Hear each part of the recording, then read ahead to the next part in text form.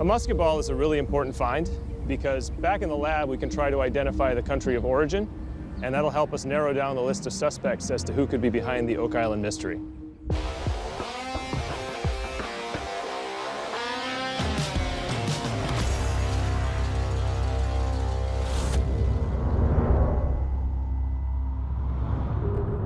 Did you find something out about the musket ball we found? I did, yep. So this is the musket ball that you and Gary found on lot 7. Mm-hmm. Seems like just a regular musket ball, but there are 2 metrics we can use to determine caliber. One is the diameter, one's the weight. Lot 7, I don't remember finding a lot of musket balls on that part of the island. This is we probably really close to the hadn't. only You're right. one, right?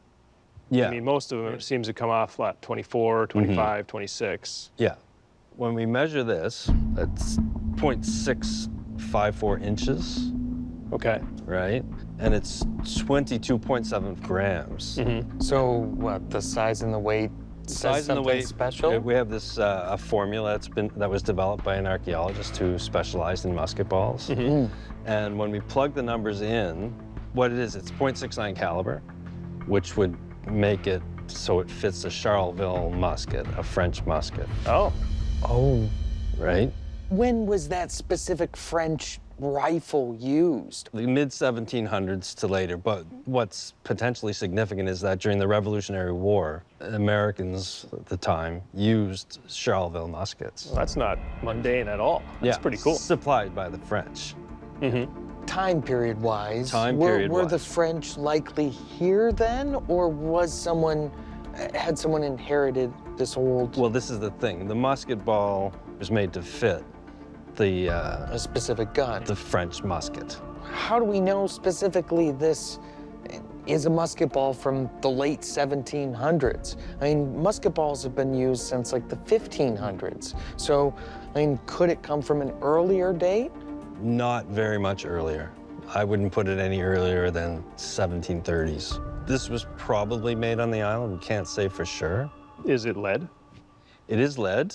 So it is about 86% lead, and then the rest being majority tin, and then some copper. There was a bit of iron and aluminum content, but I think it's from the soil. What makes you say, though, Laird, that it could have been made on the island? Well, I think if the rifle was a Charleville, no matter where it came from, it would have traveled with its shot molds, right? And lead would have been a common thing to have around, and people could have easily poured their own. Is it the kind of thing that in any way would have been reused?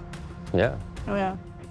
Yeah? So yeah, you can easily pick one up and then melt it and reuse it again. So that iron and aluminum content, and even some of that silica content I'm picking up, that could actually be from the ball itself. Right, so like fired, hits a tree, Yeah. gets all dinged up, you collect it, you melt it down again with some of the soil that it hit. Yeah, definitely possible. Right.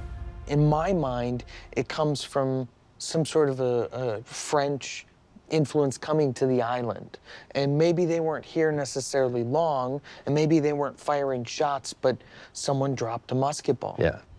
Now, at the end of the day, if it really is French in origin, it's just another little piece of evidence in favor of the possibility of the Duc D'Anville's expedition here.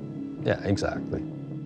If this musket ball from Lot 7 is indeed French, it adds to the body of evidence that supports our potential theories.